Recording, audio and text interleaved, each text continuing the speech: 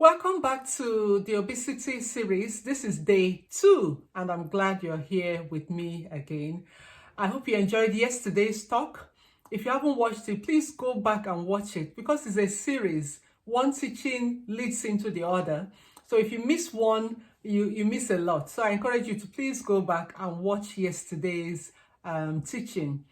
And thank you for listening yesterday. I noticed that a lot of people listened, but would love to hear from you. Where did you listen in from? Where are you located? Did you have any learning points from the video? Please type into the chat. Let me know. I'll be having a look at the comments later to see what you are all saying. Thank you so much. Right. So yesterday, if you remember, we started the series and we made the point that obesity is spreading.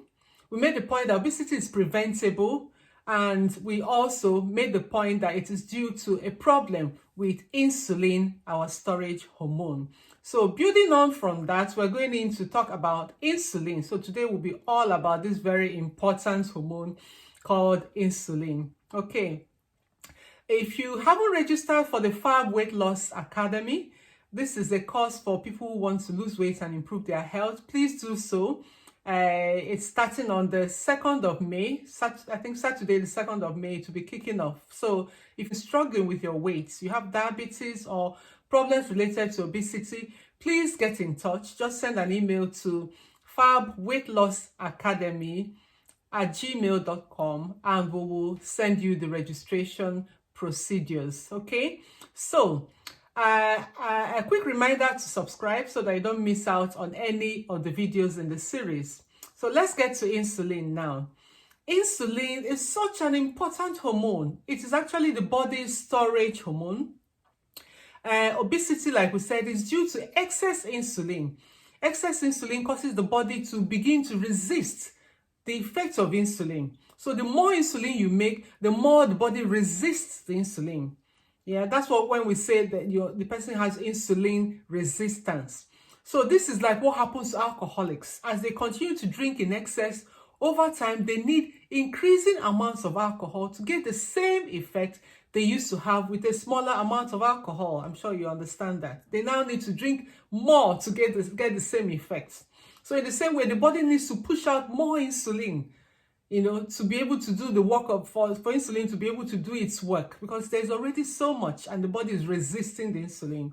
So, but when the insulin levels are normal, it allows the body to maintain the blood sugar levels within normal range.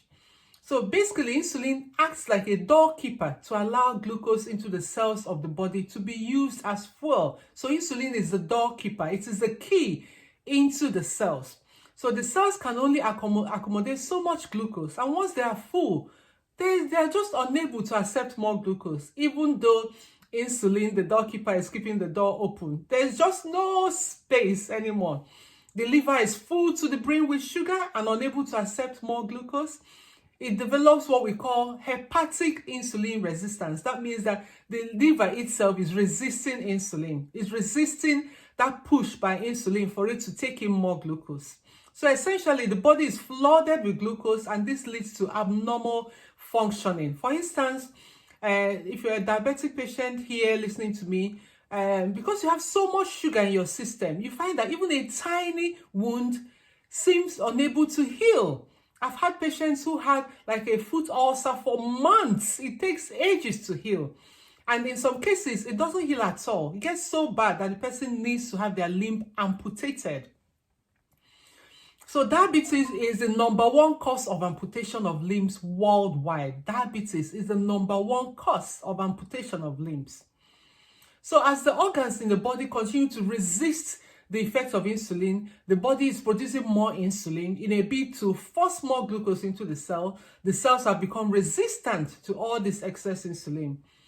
So we're in a serious position now, because insulin is sending signals to the liver to use the excess glucose to make fat cells called triglyceride in a process called lipogenesis. So lipogenesis, forming fat. These triglycerides that are formed are then packaged with special proteins and sent back into the bloodstream as lipoproteins. The result of all this is an excess of fats floating in the bloodstream, what we call lipemia. So lipemia causes a lot of health issues. So the obvious solution, what we want to do, how do we stop this abnormal process? The obvious solution is to lower insulin levels so that the harmful changes we have described now can be reversed. The ability to lower insulin is the game changer. You being able to lower your insulin levels, I'm telling you, that is the game changer. That is what makes it possible to reverse obesity, lose weight, to reverse diabetes, hyperlipidemia, and other metabolic issues related to the high insulin. So lowering insulin will allow the liver finally to be able to discharge its glucose, improve the liver insulin resistance. Lowering insulin is the fast way to resolve fatty liver. I don't know if you've had a scan and they told you, oh, you have fatty liver. Yeah? Lowering insulin will help you overcome that. Lowering insulin means that the body can now actually tap into its body stores of fat, so you can lose weight. Low insulin levels allows the abnormal processes we've described to start resolving. The health benefits are actually felt by you quite quickly. Once your insulin levels start dropping, you start feeling the effects really quickly. It's amazing. So let's talk about foods now, because it's foods that so we have the insulin, the hormone that helps us store food. So let's talk about food. The major food groups, I'm sure you know that already. You know about your carbohydrates, your fats, and your proteins. Those are the three major food groups. Of course, there are other ones, your vegetables and so on. And insulin is that hormone that helps the body to use this food you're eating, to utilize it for energy, and to store the excess food away.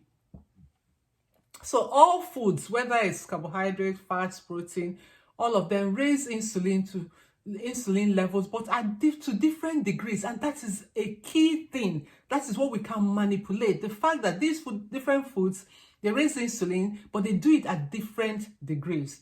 So your carbohydrates, refined carbohydrates and sugars are the ones that raise the blood glucose and insulin levels. So your carbohydrates and refined sugars, they raise insulin levels as well as the blood sugar. Your fats, when you eat fatty food, it's absorbed into the body. It doesn't raise the insulin level much. That is a key. So eating a meal of healthy fats like your oily fish, your avocados, they have minimal effect on the insulin level, which is great. That is what we're trying to achieve. Remember that obesity is due to excess insulin. So our healthy fats help us to reduce this raised insulin level. I hope you see where I'm heading to. I hope you get it. Okay? So proteins, another food group, they are broken down to amino acids. They actually raise insulin levels too, but not as much as your carbohydrates and sugars. They don't raise the blood sugar much unless there's an excess. If you go and eat too much protein, excessive protein, that excess protein will be converted to glucose. Okay? But ordinarily, the proteins do not raise insulin levels much, not as much as the carbohydrates and the refined sugars. So insulin does help the body store any extra glucose as energy, whether it's in the form of glycogen, which are chains of glucose. Glycogen is simply sugars linked together, or it changes the food you eat into, it stores it as fat. So it does a good job in the body, but by nature, it was not designed to be high. The challenge is the high level of insulin and the fact that it's high most of the time.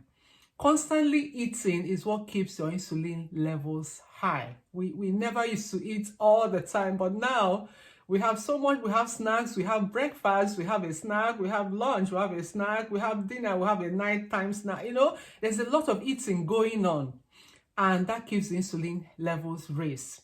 So high insulin levels have been associated with several medical conditions such as obesity, which is what we're tackling this next 12 days. Remember to subscribe if you haven't. Don't miss any of the series. I'm just here to help. Honestly, this will help somebody out there. And remember to write in the chat if you learn anything. If this has helped you in any way, I want to hear from you. So do let me know. So high insulin causes obesity, cardiovascular diseases, your heart problems, your strokes, hypertension, polycystic ovarian syndrome. Maybe you have that already. PCOS, polycystic ovarian syndrome. High insulin inhibits lipolysis. That's lipolysis is fat burning. Yeah, so insulin says body don't burn fat, you see. So that's why you can't lose weight. You have energy stored away, but you can't access it because of insulin.